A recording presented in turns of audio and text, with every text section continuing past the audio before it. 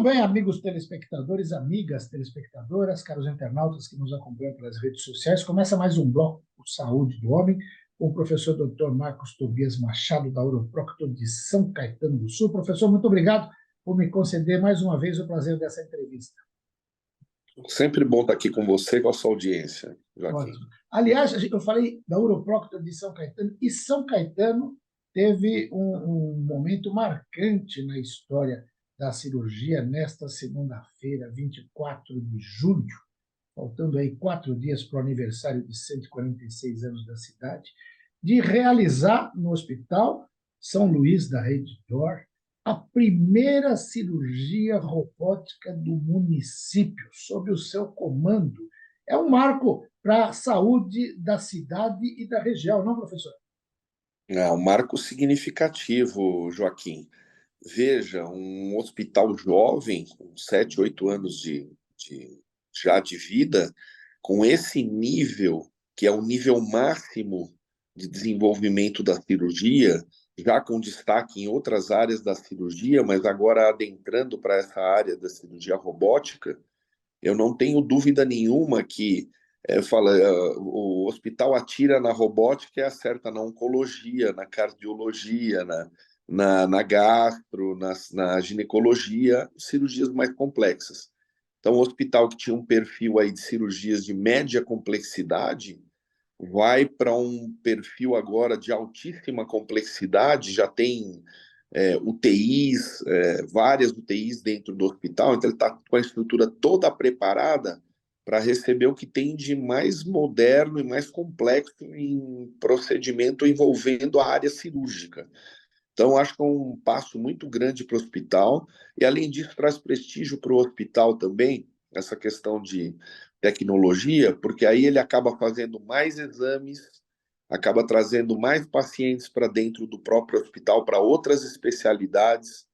Então, acho que foi um gol de placa aí que a diretoria do São Luís, São Caetano, fez nesse período. É um robô que está chegando aí para ficar até o final do ano e eventualmente ser trocado por um modelo até mais novo para o ano que vem. Esse é o plano que eles têm.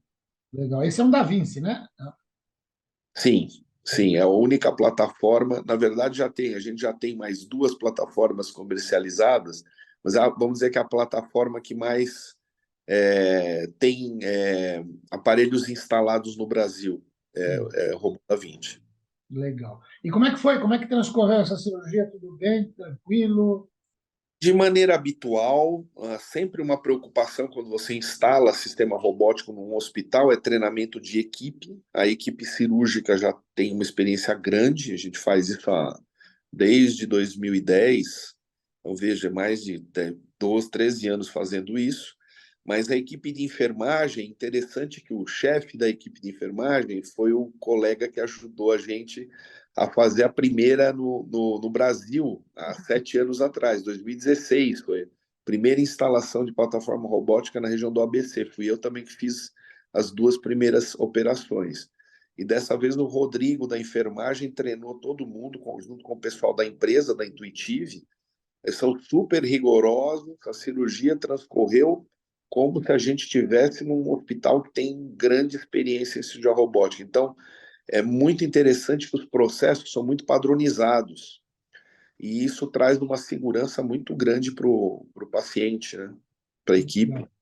Não, e é importante até esclarecer para os telespectadores, para as telespectadoras, quando a gente fala assim, cirurgia robótica, às vezes a pessoa, o leigo, imagina, é o robô que faz a operação. Não, não é o robô. Quem opera é o profissional, É, treinadíssimo. Ele tem que ter uma mão, aliás, muito, acho que aí já é a minha percepção, muito mais apurada do que na cirurgia normal, porque exige um controle dos joysticks ali.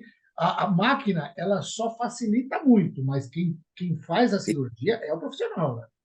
a gente ainda tem essa característica desses sistemas robóticos iniciais, que chama Master Slave, é um super escravo. Você implanta as pinças e o cirurgião ainda faz esse comando. Né? Obviamente que com a evolução de inteligência artificial, algoritmos de inteligência neural, a gente pode eventualmente no futuro ter algum aparelho que desenvolva, né, como existe na indústria automotiva, por exemplo, aparelhos que fazem movimentos repetidos e conseguem fazer tarefas.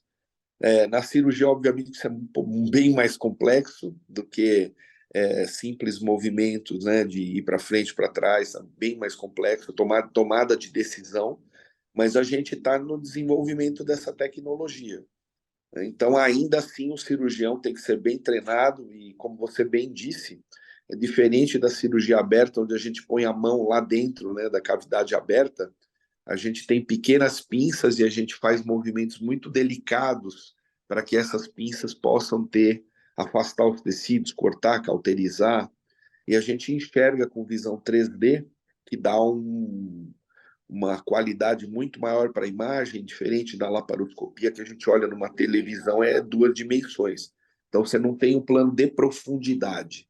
Para você ter profundidade, o auxiliar tem que aproximar a câmera bem perto da onde está a profundidade para você conseguir manusear os instrumentos. Então, é muito mais precisa. E tem uma vantagem também, a plataforma robótica tira o tremor, né? Qualquer tipo de tremor que o cirurgião tenha, então talvez isso vá dar uma longevidade maior para o cirurgião. Mesmo que ele esteja mais velho, mas um pouco de tremor, ele consegue trabalhar sentado, numa posição ergonômica adequada, com pescoço reto, os ombros em 90 graus com o cotovelo e com o punho, de maneira que ele consiga desenvolver um trabalho com uma idade mais avançada.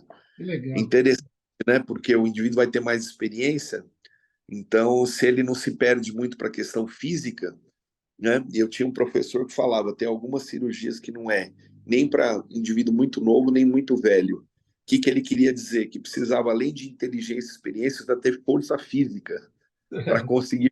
E talvez a robótica vá dar essa longevidade aí para o cirurgião operar mais tempo. Que maravilha. E eu quero aproveitar, e assim, a gente sempre é muito transparente aqui, a gente está gravando essa entrevista na terça-feira, 25 de julho, são 12h10 agora, e pela manhã eu entrevistei o prefeito de São Caetano do Sul, José Auríquio Júnior, para falar dos 146 anos, que a cidade completa agora no dia 28, e fiz uma pergunta sobre a importância desse trabalho que vocês fazem do Hospital São Luís, e ele falou que está muito contente com isso, e que o próximo desafio é implantar no município, ou o município poder oferecer cirurgia robótica para a população que necessitar. Isso seria uma revolução na saúde pública, não, doutor? É um sonho de todos nós, Joaquim, porque a questão é a aprovação pela Agência Nacional de Saúde. Se você tem a aprovação pela Agência Nacional de Saúde, o SUS tem que ter o dispositivo. Hoje tem poucos sistemas robóticos no SUS que estão mais ligados à pesquisa, que tem um subsídio de dinheiro que foi dado para a instalação e para a manutenção dos materiais que se usa para essa cirurgia, que tem um custo mais elevado.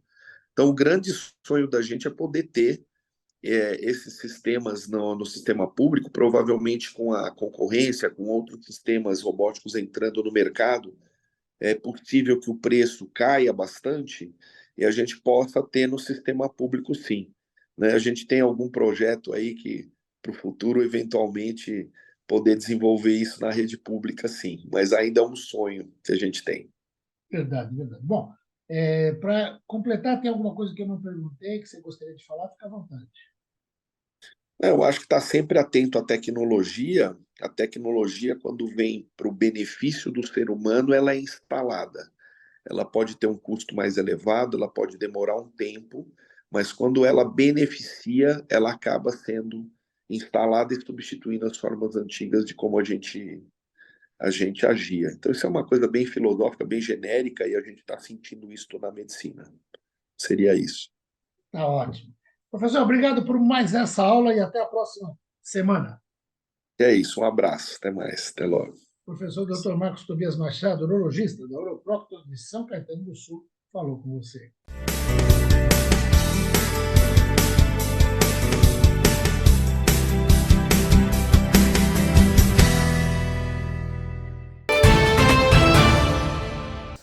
Muito bem, amigos telespectadores, amigas telespectadoras, caros internautas que nos acompanham pelas redes sociais.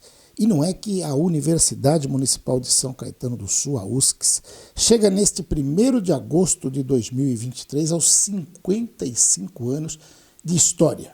História da educação, história de compromisso com a sociedade, não só de São Caetano, mas do ABC, de São Paulo e do Brasil.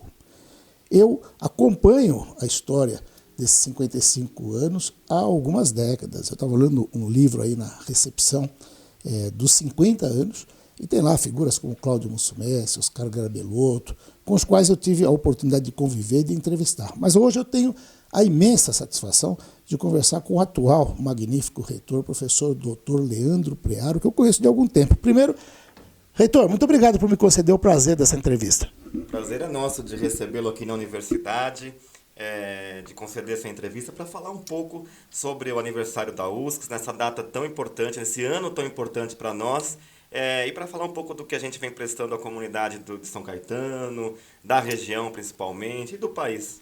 Quanto tempo mesmo à frente da reitoria? A reitoria vão fazer 3 anos agora. 3 anos. Parece já uns 10, de tanta coisa que aconteceu nesse período. Eu estava tentando rememorar aqui o avanço da USCS nesses 3 anos aí. Não só o crescimento do número de alunos, mas de cursos, ampliação de faculdade de medicina, veterinária. Você vai contar tudo. Me diz uma coisa, o quanto a gente pode dizer que a USCS cresceu nesses últimos tempos? Ela cresceu muito. Eu digo sempre que ela cresceu qualitativamente, em qualidade e em quantidade. Primeiro vem a qualidade. Então a gente investiu muito em pesquisa na área da saúde, né? Você sabe que a gente testou as vacinas durante a pandemia, criou alguns programas junto com o governo municipal de combate à pandemia premiados internacionalmente, e começou a prestar muitos serviços à comunidade. Então, eu sempre digo, a gente vai para além dos muros. É uma obrigação de toda a universidade sair dos seus muros e prestar assistência à comunidade nos seus cursos, né? E essa qualidade tem um reflexo, traz mais alunos. Então, mais alunos querem vir para cá estudar e, por isso, o aumento quantitativo. Então, o recorde agora de 11 mil alunos, né? A gente nunca tinha passado dos 2 dígitos e chegamos no 11 mil, repito, com qualidade. Legal. Você falou de pesquisa e a gente sabe do papel importantíssimo que a USCS teve, principalmente nesse período de pandemia, colaborando com pesquisas fantásticas, fazendo pesquisas maravilhosas e trazendo profissionais de altíssimo gabarito e tendo, como um Fábio Leal, que está aí, como a professora doutora Esther Sabino, renomada. Eu queria saber como é que foi, durante todo esse período, essa dificuldade de ter que ter aulas remotas, de não poder ter esse convívio que é tão importante, né, para o meio acadêmico, e ao mesmo tempo conseguir desenvolver esse trabalho. Pois é, eu sempre digo que sim, no momento tão triste que foi a pandemia, né, mas a USCS ganhou muita relevância nacional e internacional nesse período. A gente já vinha fazendo um investimento em pesquisa, mas que foi coroado durante a pandemia. Então a gente foi inicialmente um dos 11 centros médicos do Brasil escolhidos para testar a Coronavac, um dos 6 centros nacionais escolhidos para testar a vacina da Janssen, né, um braço da Johnson & Johnson, e essa área cresceu muito. Hoje a gente está testando uma terceira vacina, que é da Butanvac, 100% nacional do Butantan, e mais uma série de remédios de combate à Covid, HIV, enfim, vários remédios, porque a indústria farmacêutica começou a nos procurar para testar novos remédios a partir daí. Legal. Você falou no começo da sua primeira resposta do Além Muros. Sim. O que a gente pode explicar? O que é isso para o nosso telespectador? Olha, a universidade brasileira, de forma geral, ela tem o seguinte conceito: produzir conhecimento que fica dentro da biblioteca, né? Sim. E a gente entende, assim como as grandes universidades europeias, as grandes universidades americanas, que nós temos sim que produzir conhecimento, pesquisa, mas levar isso direto à sociedade, para que tenha um impacto direto na população, e rápido, né? Então, todos os nossos cursos hoje, inclusive novos cursos, a gente só coloca no ar se ele tiver algo para levar imediatamente à sociedade. E é isso que a gente tem feito, levando desde o atendimento jurídico para a população, até o atendimento na área da saúde, fisioterapia, remédios na farmácia, etc.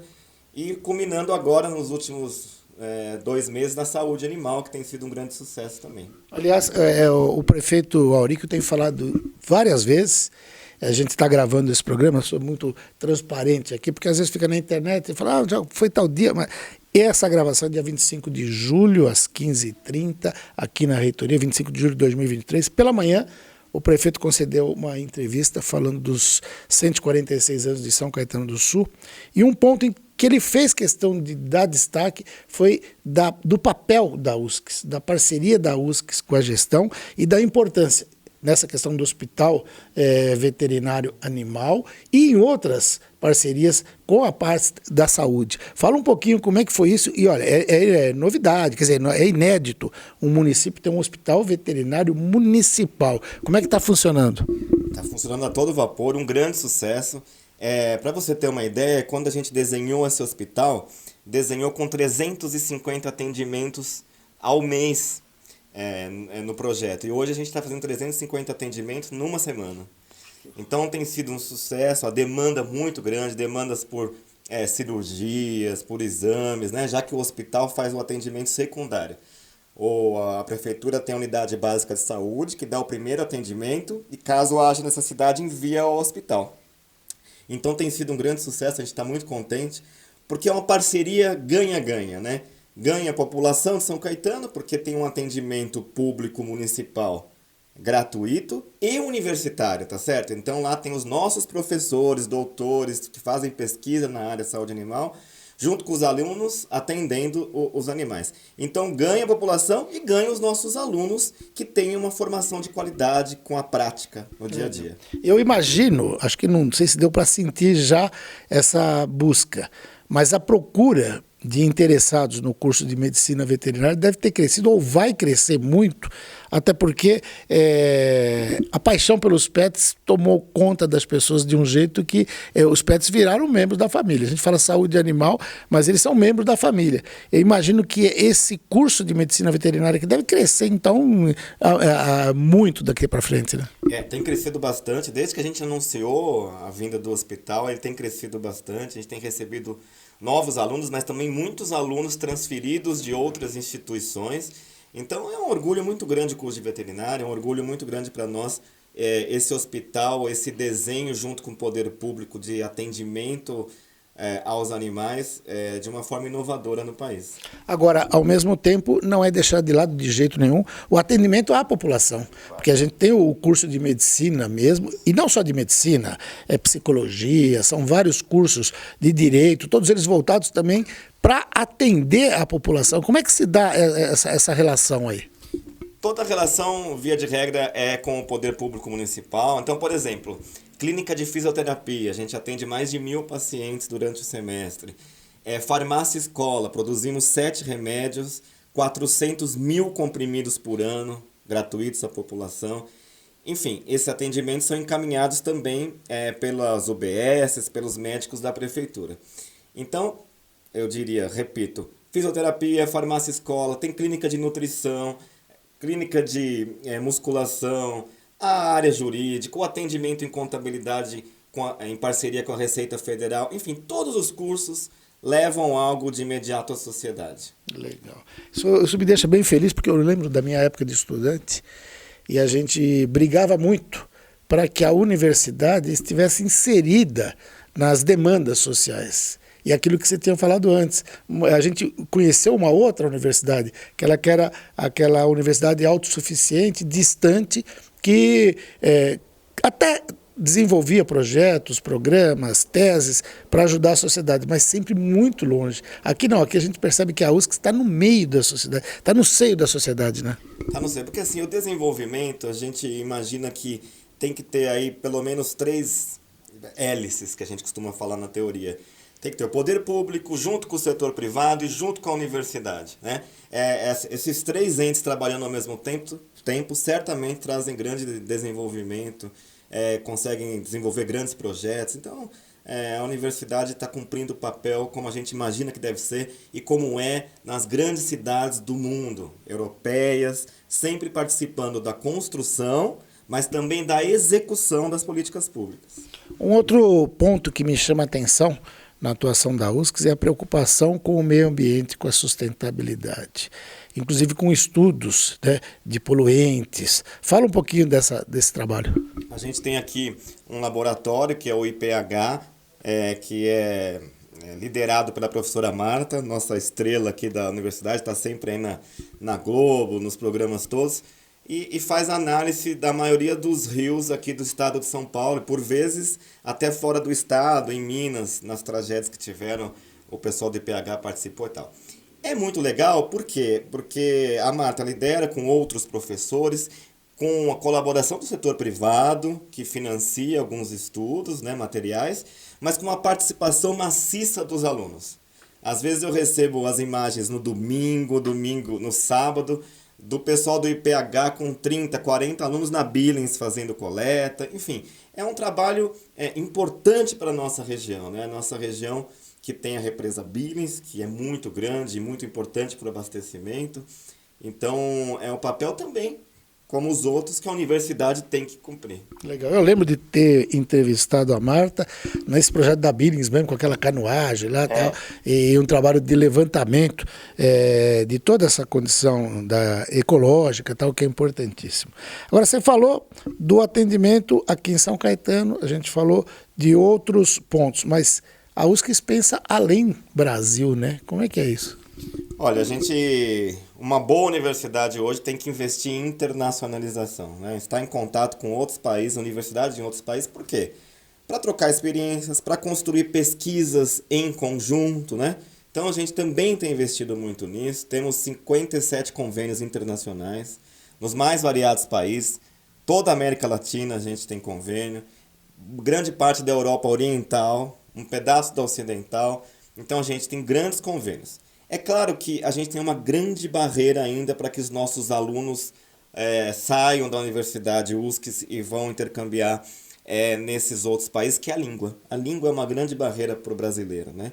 E aí é o primeiro investimento que a gente tem feito. Hoje, 100% dos nossos alunos e funcionários, toda a escola, tem à disposição uma base de dados, uma plataforma de aprendizado de idiomas internacional, a mesma que os alunos da comunidade europeia, quando fazem mobilidade, utilizam, para aprender inglês. E outras línguas que queiram, são 23 línguas. 23? 23. Mas o inglês, eles são obrigados. Durante 2 semestres, eles têm que fazer uma disciplina, inglês 1 e inglês 2, obrigatoriamente, em qualquer curso, do jornalismo à medicina, para que tenha o mínimo de fluência em língua inglesa. Ou seja, a USCS pensa não só na comunidade de São Caetano como um todo, mas também na comunidade interna, proporcionando esse tipo de aprendizado e de especialização que vai, com certeza, abrir portas para todo mundo, né? Sim, abre muitas portas, até no dia a dia do ensino-aprendizagem, porque ele pode começar a ler textos internacionais, ver o que está sendo produzido aí na crista da onda da pesquisa, lendo textos das grandes universidades em língua nativa. Então, a internacionalização é muito importante para o ensino de qualidade. Legal. Professor Leandro Prearo, eu ficaria aqui mais uns 3 dias conversando, porque dá para fazer um MBA de USCS aqui. Se tiver algo que eu não perguntei, que queira acrescentar, fique à vontade. Olha, a gente faz 55 anos, mas também muito próximo ao aniversário de São Caetano, né? Que é agora dia 28 a São Caetano, dia 1º a USCS. Então, eu quero registrar o orgulho da USCS em pertencer a São Caetano. É uma cidade tão acolhedora, né? Um orgulho meu de ser morador de São Caetano, estar à frente da USCS, nesse casamento tão importante entre universidade e poder público. Então, a palavra que eu tenho a dizer é orgulho de ser USCS, orgulho de estar em São Caetano e que os nossos alunos também sintam orgulho de participar desse processo tão importante para a nossa região e para o nosso país. Com certeza eles sentem. Obrigado pela entrevista e até uma próxima. Muito obrigado pela visita, que você venha várias vezes para falar sobre a USCS e muito obrigado. Ótimo. Professor Dr. Leandro Prearo, magnífico reitor da Universidade Municipal de São Caetano do Sul, a USCS, falou com você. Primeiro, agradecer a presença maciça de vocês aqui, mais de 30 veículos. Agradecer a presença de todos. Agora o prefeito Auríquio, na companhia do secretário de governo Jefferson Costa e do chefe de gabinete Bruno Vassari, vão fazer uma explanação aí das ações do governo durante esse primeiro semestre de 2023 e o aniversário da cidade que se aproxima. Então sejam bem-vindos. Ao término da coletiva, eu ia pedir a gentileza das perguntas serem restritas aí a um veículo por vez, um veículo faça a pergunta e se identifique com o nome e o nome do veículo. Tá bom? Obrigado, pessoal. Bom, pessoal, eu vou seguir sem microfone, acho que está audível aí no fundo. Tá bom aí? Dá para escutar? Qualquer coisa vocês reclamem aí que a gente aumenta. Mas quem quiser tem disponibilidade de microfones aí que são flexíveis aí para atender a todos. Queria, em primeiro lugar, aqui agradecer demais a presença de vocês. Essa entrevista é uma entrevista tradicional do aniversário da cidade, mas a gente sempre fica feliz em reencontrá-los, encontrá-los em um número bastante grande, expressivo e de cordialidade de vocês aí de estarem dando essa cobertura no aniversário da cidade. Acho que para não ficar uma coisa unilateral, a gente tem falado bastante sobre os investimentos da cidade, acho que eu me sinto muito à vontade de estar falando um pouco aqui sobre aniversário, né? Acho que até perdi a conta, são 14, 15 aniversários da cidade que eu passo como prefeito, mas de qualquer maneira, eu acho que o sentimento maior que fica para nós, especialmente nesse último mandato, é um mandato de entregas e realizações, ainda que a gente tenha passado aí por um período difícil de ter ficado praticamente um ano fora da cadeira. Acho que a gente conseguiu, acho que hoje nesse momento a gente pode falar que a gente conseguiu parear todo o planejamento que nós tínhamos de 4 anos, que nós tivemos que acabar realizando, vamos ter que acabar realizando em 3, e agora, ao completarmos esse segundo ano e meio de governo, acho que a gente já pode falar que a gente já tirou a diferença que nós perdemos naquele ano de ausência aqui no Palácio da Cerâmica. De qualquer maneira, vou até fazer uma live hoje à noite, mas acho que é importante a gente ressaltar que aquele programa que nós lançamos alguns meses atrás, o Avança São Caetano, que corresponde aí um investimento na ordem de 700 milhões de reais, vem seguindo absolutamente dentro do plano do que nós imaginávamos do ponto de vista de cronograma. Pequenos ajustes que faltam, que a gente sabe que faz parte de quem lida com obra pública, sabe que faz parte da rotina. Mas o que eu quero deixar é um sentimento absolutamente de gratidão, primeiro com a cidade, naturalmente, com a população, que é quem nos dá crédito, quem nos dá a possibilidade de estar realizando tudo que nós estamos falando aqui. Quero também deixar minha gratidão, muito especialmente, à minha equipe de governo, que tem feito aí um papel fundamental se a gente conseguiu tirar esse atraso de velocidade, deve-se graças à equipe do governo. Quero fazer meu agradecimento também à Câmara dos Vereadores, obviamente, que tem sido parceira aí em todos os momentos do desenvolvimento da cidade, com participação, com presença, enfim, com contribuições. E dizer que a gente tem uma perspectiva não só de concluir todo esse programa que nós lançamos, chamado Avança São Caetano, obviamente com exceção das obras que já tinham um planejamento maior do que 24 meses, que foram as que nós lançamos no começo desse ano, que obviamente que vão atravessar para o próximo mandato do próximo prefeito ou prefeita de São Caetano do Sul, para que a gente tenha a certeza que o conjunto das intervenções vão estar entregues até 31 de dezembro de 2024, que é o compromisso que nós assumimos. Por que eu digo isso com afirmação? Primeiro, reiterando aqui a qualidade da nossa equipe de trabalho, que conseguiu ultrapassar os limites aí desse um ano fora. E segundo, que nós, aí falo até com muita tranquilidade, de uma forma precavida, nós nos protegemos do ponto de vista orçamentário, com todo o suporte necessário para que a gente pudesse, ao lançamento de cada uma dessas intervenções, ter a certeza que os recursos estavam disponibilizados como estão até o final da obra, para cumprir não só os quesitos de responsabilidade fiscal, mas também do ponto de vista de entregas. A gente passa por um momento ainda de muita conturbação econômica por conta daquele processo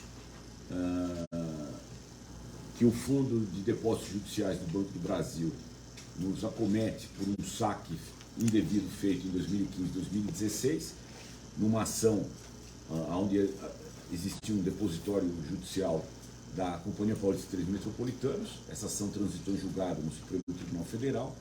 O fundo ficou a descoberto, a Prefeitura é chamada a cobrir o fundo, o que nos traz aí uma perda sem correções da ordem de 120 milhões de reais. É um impacto econômico muito grave sobre as finanças da cidade. A questão de 15 dias atrás, nós tivemos uma decisão judicial de constrição de 57 milhões desse valor de 120, e quando eu digo 120, eu estou dizendo sem correção. Né? Se você colocar a correção da tabela Tribunal de Justiça, esse valor ultrapassa 150 milhões. Nós tivemos na semana retrasada uma ordem de constrição aqui da segunda vara civil de São Caetano do Sul, da ordem de 57 milhões, que nós, através da Procuradoria do Município, contestamos essa constrição, através de um embargo de declaração, estamos aguardando definição, mas é um cenário muito preocupante do ponto de vista de desdobramentos do que acontecerá. Da nossa parte, a gente quer ser um bom pagador, mas desde que isso possa, primeiro, caber no orçamento da cidade e ter um planejamento adequado para que não interfira na qualidade da gestão e, sobretudo, na qualidade de vida das pessoas. Então, acho que isso posto, eu queria deixar aqui para vocês que é um orgulho muito grande como prefeito, pela quarta vez, estar comemorando 146 anos de aniversário da fundação da cidade, né? Na verdade, nós estamos indo para o 75º ano de autonomia político-administrativa de São Caetano. De fato, o que conta do ponto de vista histórico é a fundação, mas o que conta do ponto de vista político-administrativo é o período de autonomia, a autonomia que se fez frente ao município de Santo André à época, e que nós vamos agora, em outubro, atingir o seu 75º aniversário. De qualquer maneira, a gente tem uma alegria muito grande de compartilhar com a cidade essas datas. Eu queria só que, de forma muito especial, me solidarizar. Eu não conheço essa nutricionista que covardemente ontem foi atacada por um cidadão que não dá nem para falar do ponto de vista civilizatório o que é aquilo, né? Na rua da minha casa, pô. Eu não sabia, agora de manhã que eu vi na Globo, eu tinha visto ontem à noite na UOL, mas hoje de manhã a Globo trouxe o endereço na rua da minha casa, não sei exatamente aonde, mas algo que nos traz uma tristeza muito grande ver que a humanidade ainda passa por aquilo. Uma moça indefesa de 25 anos, que independentemente de qual foi a motivação, não se justifica um ato de barbárie daquela ordem. Espero que as autoridades policiais e judiciais façam jus aí, que a nossa contribuição através do sistema de vídeo e monitoramento da cidade possa ser útil para que a gente identifique quem é o autor desse crime. Mas, de qualquer maneira, fica aqui o meu sentimento. Acho que era isso que eu tinha a colocar a vocês. Acho que os pormenores a gente pode abrir aí conforme for de interesse de vocês, para que a gente não torne essa entrevista monótona e unilateral. Tá bom, Joaquim? Beleza. Exercendo nossos valores fundamentais da democracia, Sem dúvida. transparência e compartilhamento aqui das informações. É isso mesmo. Tá bom, gente? Vamos lá? Savoy, tudo bem, prefeito? Parabéns Decano. aí. Não, hoje Decano tem... Joaquim. Hoje Decano tem Joaquim. o Joca. Eu sou subdecano. O prefeito, em uma das entrevistas, o senhor demonstrava preocupação, né, com a reforma tributária. Gostaria de saber se, com o que foi aprovado aí, o senhor ainda permanece com essa preocupação. E já a outra colocação aqui, vou aproveitar, falar da saúde. A saúde de São Caetano, o senhor tem falado que ela tem ganhado aí degraus, né? Só que a régua sobe, né? O que fazer então daqui para frente com a questão da saúde em São Caetano, que já tem uma qualidade aí boa, né, para o município? Savoy, obrigado pelas perguntas, absolutamente importante, sobretudo essa questão da reforma tributária. E eu quero me colocar aqui o seguinte: eu não sou a favor de de novos impostos ou aumentar a carga tributária, que a gente sabe que é escorchante o brasileiro que já se paga de tributos.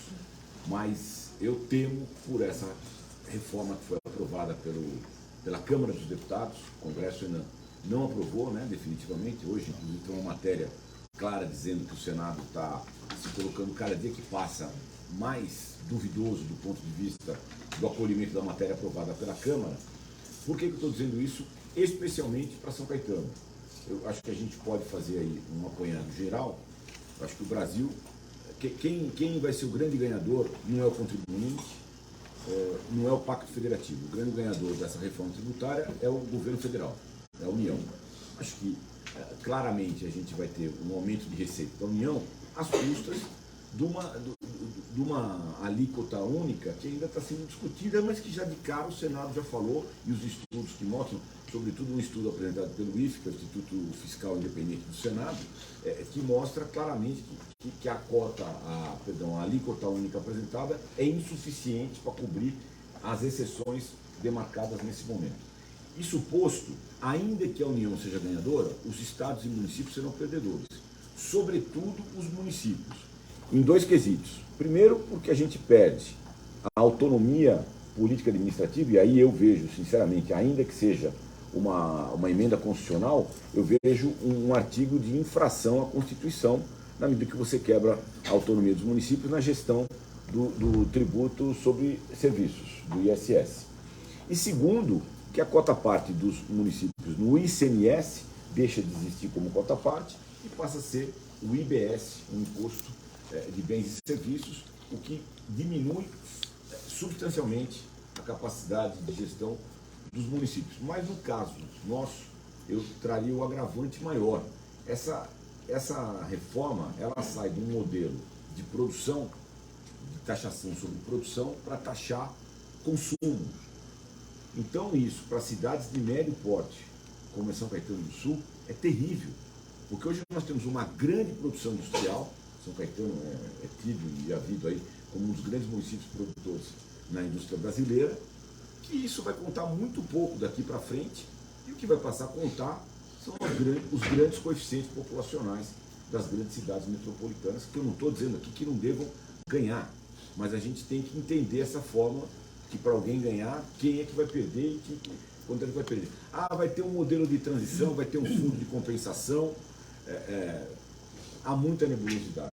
Essa reforma foi aprovada a toque de caixa. Teve itens da reforma que foram impressos, e isso hoje está documentado, que foram impressos no PL que circulou na Câmara 10 minutos antes da matéria ser votada no plenário.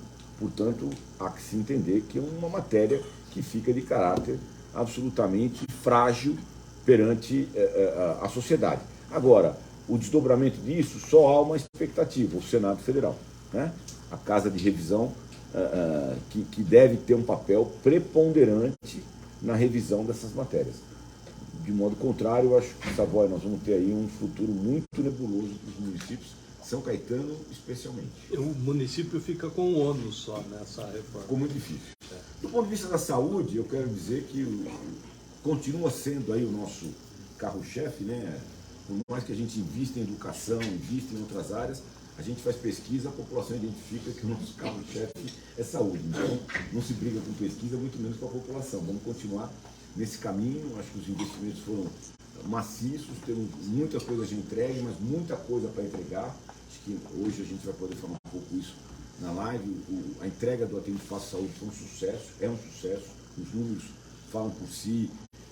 Não tem dia que passa sem a gente ganhar aí uma recomendação positiva sobre o equipamento. Saúde animal ganhou um destaque, uma visibilidade, uma presença estrutural muito grande. Quero dizer que não é ainda o ponto terminal dessa matéria, muito pelo contrário, nós temos grandes avanços para trazer ainda no longo desse próximo ano. Agora, iniciando semana que vem, muito possivelmente, as obras do Prontocar de São Caetano.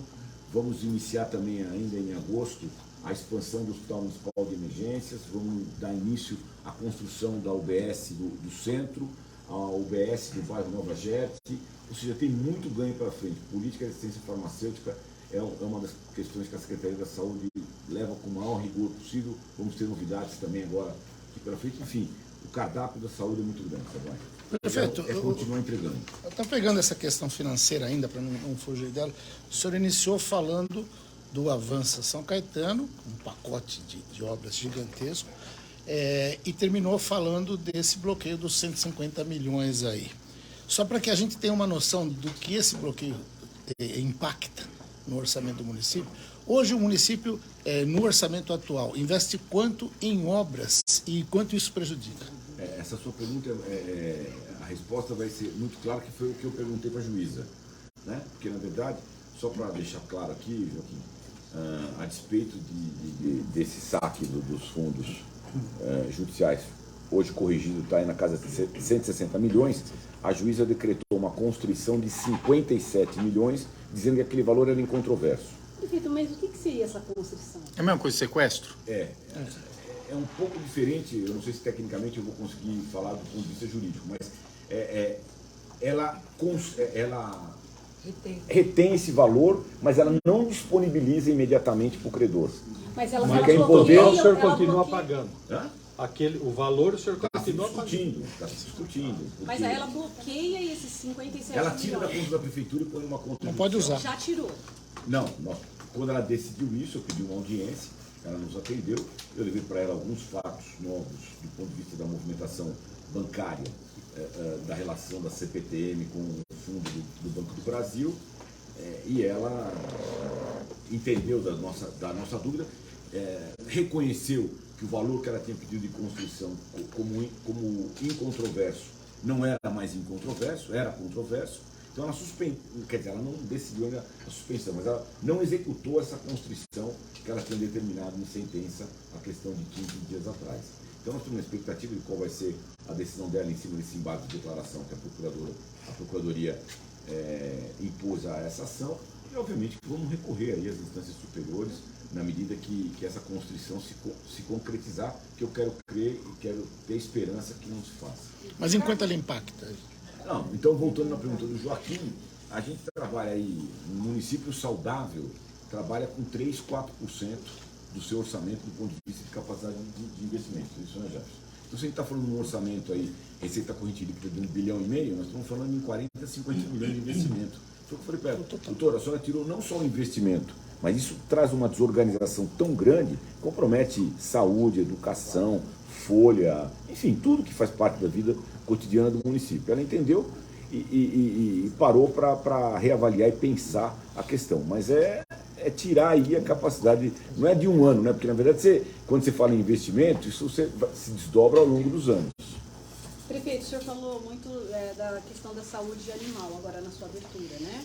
O senhor poderia fazer um balanço e o avanço que teve nessa área?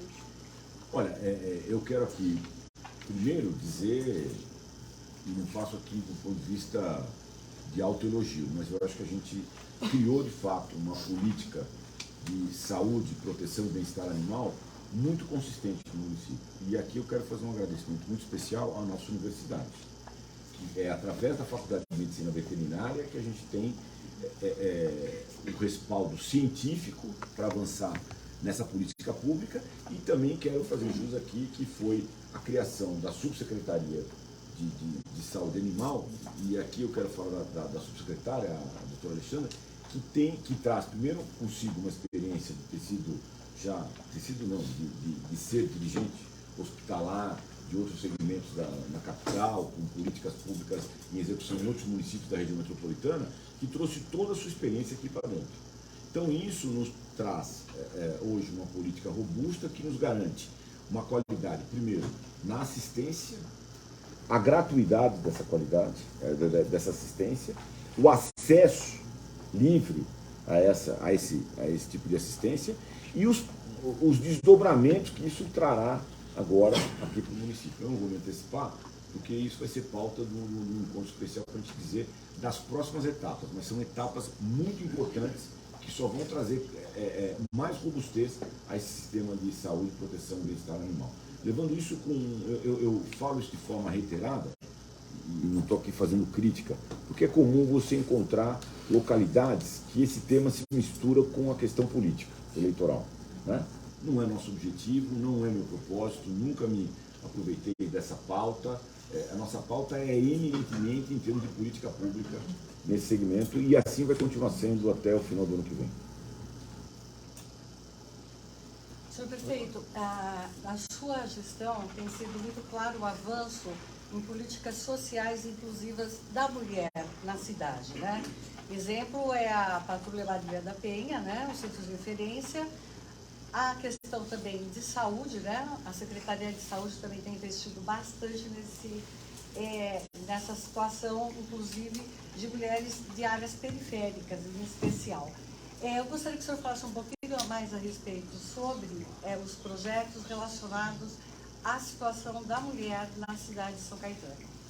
A gente tem aqui também já, do ponto de vista de assistência à saúde da mulher, um programa que já vem de outras administrações nossas, né? Nós trabalhamos aí uma das unidades do complexo hospitalar como Hospital da Mulher, o Euríclides Zerbini, criamos o segundo CAISM da região. São Bernardo foi pioneiro nisso, mas o segundo CAISM da região é de São Caetano. Temos tido aí agora, com a entrega do CREAM, a Delegacia de Proteção da Mulher, a DDM, a Patrulha Maria da Penha, dentro da Guarda Civil Municipal. Mas o que a gente tem tentado trabalhar aí de uma forma muito subliminar e permanente é a conscientização, né, do papel, dos direitos que a mulher tem na sociedade. E quando a gente vê um ato como esse de ontem, nos deixa absolutamente em dúvida se o que nós estamos fazendo está surtindo o efeito que a gente gostaria que tivesse. Eu não preciso nem falar para vocês, o deputado da cidade tem nessa causa aí, talvez uma das principais causas do mandato dele, e a gente é apoiador em todas essas ações, mas acho que ainda falta muito para a gente alcançar níveis aceitáveis de tolerância na questão da política feminina. Mas o que for do ponto de vista público, nós vamos continuar trabalhando com muita firmeza. Assinamos agora recentemente com São Bernardo um convênio para a Casa de Proteção da Mulher, que é um local indefinido, que faz aí, de fato, também toda a proteção à mulher vítima de agressão. Enfim, os mecanismos que são clássicos da sociedade moderna, a gente está implementando na cidade, mas a gente sabe que tem muito ainda a avançar. Obrigada. Perfeito. Bom dia, Carlos, do Repórter Diário. Recentemente foram divulgados os dados do censo, né, que foi realizado, e São Caetano apareceu como uma das cidades com maior densidade demográfica do país.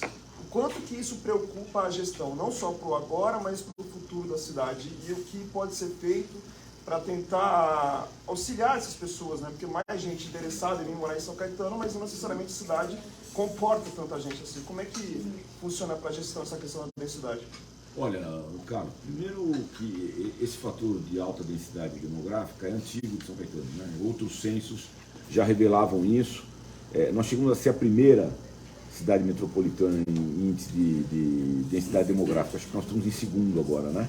Eu acho que é quarto. Quarto? Quarto. Primeiro Taboão, segundo Diadema, desculpa, terceiro verdade. Belfort Roxo. Assim. Mas da metropolitana de São Paulo, nós tínhamos terceiro. Eu tinha me esquecido de Diadema, realmente. Então, o nosso autoadensamento aqui, ele tem uma peculiaridade que se faz em cima da verticalização.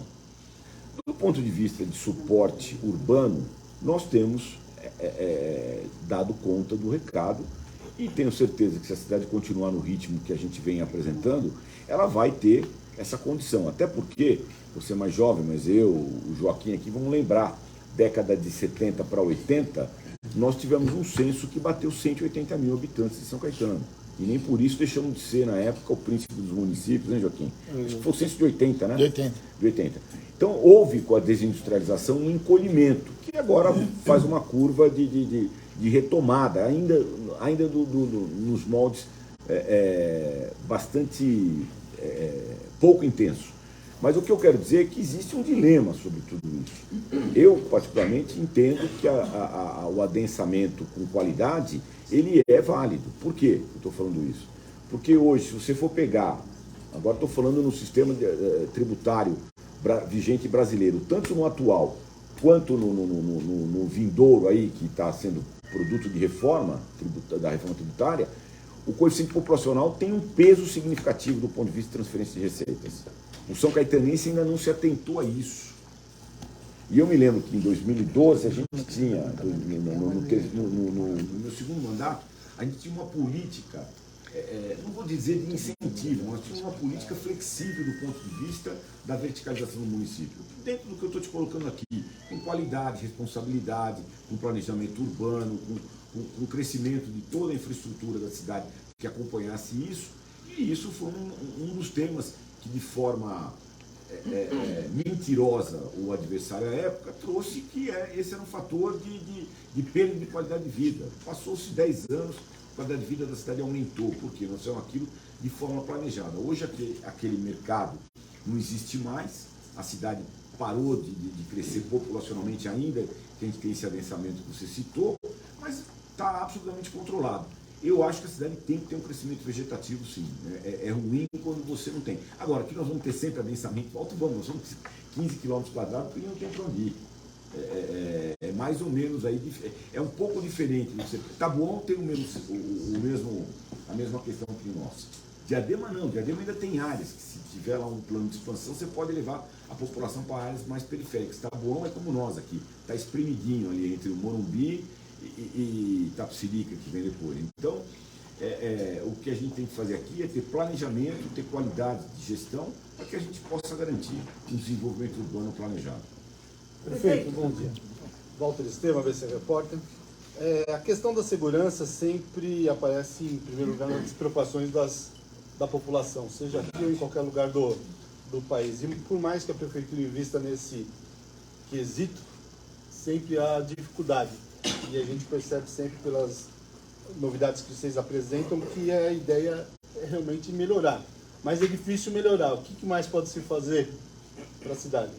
Olha, bem colocado, a gente faz pesquisa interna com frequência e segurança sempre é um dos principais quesitos que a população acusa, a despeito dos indicadores oficiais, a gente mostrar melhoras contínuas, como todas as grandes cidades têm mostrado, mas que a sensação de segurança que chega no morador é diferente do que o indicador que a Secretaria de Segurança Pública produz e nos entrega.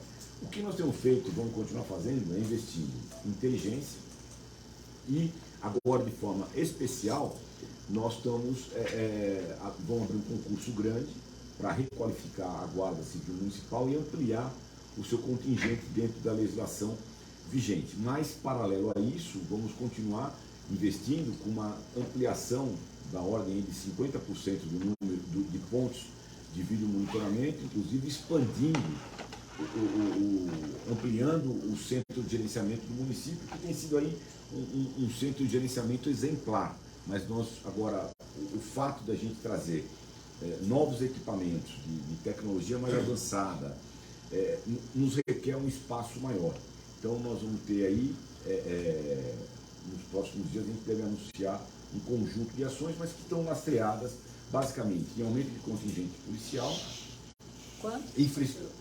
Nós estamos definindo, porque nós temos que ter um limite da lei, né? Na legislação que te limita. Então nós estamos vendo aí orçamento, lei e legislação federal sobre isso. Mas é em torno de 100 novos homens que devem vir para Guarda. Naquele momento do problema das escolas, teve o direcionamento. Acabou aumentando na cidade o problema da segurança com o efetivo das escolas? Paradoxalmente não.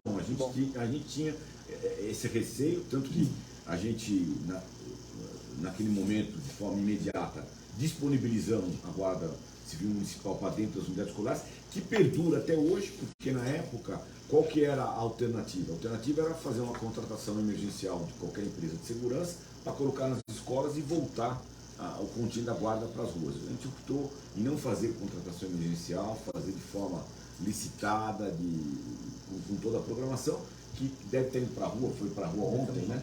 Publicamos ontem um edital de contratação de empresa de segurança que vai atender eminentemente as unidades escolares, com isso a gente voltar esse contingente para as ruas, mas paradoxalmente não aumentaram os indicadores.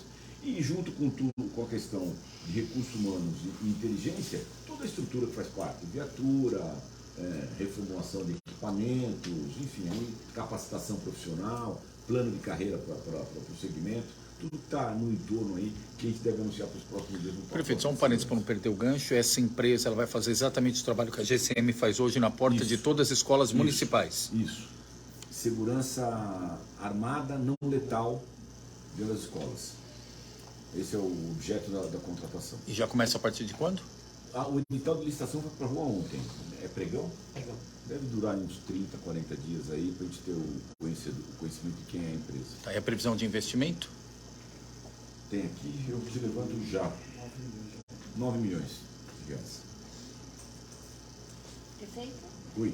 Mara Coutinho, da TV São Caetano. Eu gostaria que você comentasse como você enxerga as oportunidades de trabalho na São Caetano para os jovens, que a gente investe numa ótima educação. Como você enxerga que o futuro de São Caetano de empresários e negócios vai suportar a nossa economia com grande densidade também de crescimento de pessoas aqui na cidade? Olha, o emprego é e continuará sendo o grande desafio da economia brasileira, né? Juntamente com o equilíbrio das finanças públicas, o emprego é o grande desafio. A gente não está fora desse circuito, embora tenhamos uma curva de desemprego em decréscimo, o que acho que a gente precisa trabalhar daqui para diante. A gente tem trabalhado muito isso na educação da cidade e com outras fontes de estímulo. É uma educação de qualidade que permita um emprego ao jovem, um emprego qualificado. E isso se faz através do ensino técnico, tecnológico, incentivando a universidade, qualificando de fato esses jovens que vão ingressar no mercado. Prefeito, no mesmo tema, como esse adensamento populacional pode impactar no desenvolvimento econômico da cidade? Negativamente ou positivamente? Eu entendo positivamente. Você tem hoje, só para te dar uma ideia, uma das principais receitas da cidade é o Imposto de Circulação de Mercadorias e Serviços, o ICMS. Na fórmula de cálculo do repasse estadual para os municípios, um dos fatores que a fórmula contempla é o coeficiente populacional. Portanto, se eu tenho um coeficiente populacional estagnado, a minha fração, como que o cálculo de repasse do ICMS é feito hoje? É o VA, é o valor adicionado, que é o valor que as indústrias produzem, mais coeficiente populacional, mais terras irrigáveis, que é no caso para cidades interioranas. Portanto, e receitas próprias. Portanto, se eu tenho aí o meu coeficiente populacional estagnado, a tendência do meu crescimento da participação no bolo do ICMS no Estado fica também represado, retido. Tá certo? Então, positivamente, a gente tem que estar tendo um crescimento vegetativo. Além do ICMS, como ela pode impactar a atração de empresas? São Caetano vocês já estão fazendo a revitalização do centro, o projeto do viaduto que vai ligar diretamente com Chegas, vai impactar diretamente no desenvolvimento econômico. Tem mais alguma outra coisa que pode atrair? Eu acho o nosso conjunto da administração, a gente está fazendo um pacote para o centro, como você colocou, a infraestrutura toda da cidade. Acho que vai ficar muito baseado no que vem agora da reforma tributária. Enquanto a gente não tiver uma definição clara de qual é o cenário nacional para a próxima década, e acho que essa é uma das grandes missões de quem dirigiu o município nos próximos anos, é de enxergar isso e preparar a cidade nesse sentido. Porque senão a perda vai ser incontroversa, inquestionável, né? Então, enquanto esse cenário não se define, e a grande imprensa aí traz, o próprio presidente da Câmara, o presidente do Congresso Nacional, o presidente da Câmara dos Deputados, Arthur Lira, diz que ele quer finalizar isso até o final do ano, o panorama da reforma tributária, incluindo aí o Senado. Não sei se ele vai conseguir ter essa velocidade toda no Senado, mas eu acho que por ano que vem nós vamos ter um panorama mais finalizado aí de como ficou a reforma, período de validade, período de transição, que vai nos permitir ter um planejamento de longo prazo.